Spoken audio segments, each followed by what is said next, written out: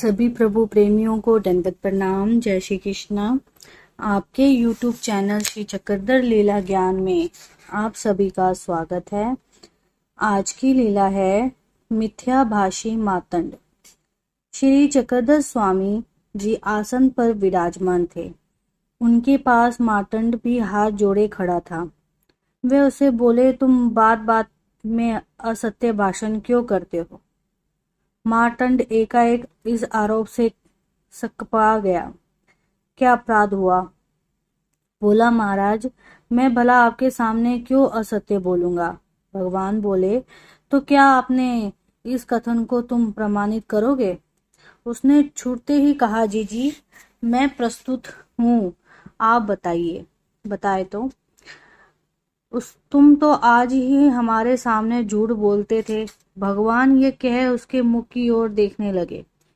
फिर कुछ देर बाद उन्होंने बात की। अगली कड़ी जोड़ी, आज गए तुम दूसरे गांव थे और हमें मिथ्या तुमने किसी और गांव का नाम बता दिया। बोलो, अब तुम इस कथन को सही प्रमाणित करने के लिए परीक्षा देने को तैयार हो? उसने कहा, जी हाँ, मैं परीक्षा के लिए तत्पर हूँ। भगवान ने कहा, यदि ऐसा है तो लौटने पे भरे हुए इस पानी में हाथ डालो। यदि तुम ठुट-मुठ हाथ डाल हमें धोखा देने की कोशिश करोगे तो तुम्हारा सारा हाथ जल जाएगा। इसलिए पहले अच्छी तरह सोच लेना।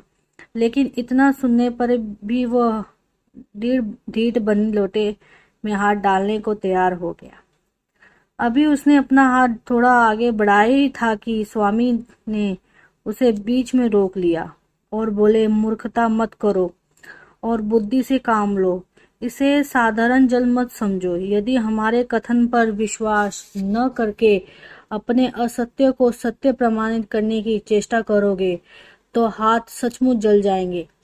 पहले सोच लो, फिर आगे बढ़ो। मार्तंड अभी तक स्वामी के कथन को परिहास में ही ले रहा था, किंतु जब उसने स्वामी का उत्तर वाक्य सुना तो सचमुच घबरा गया।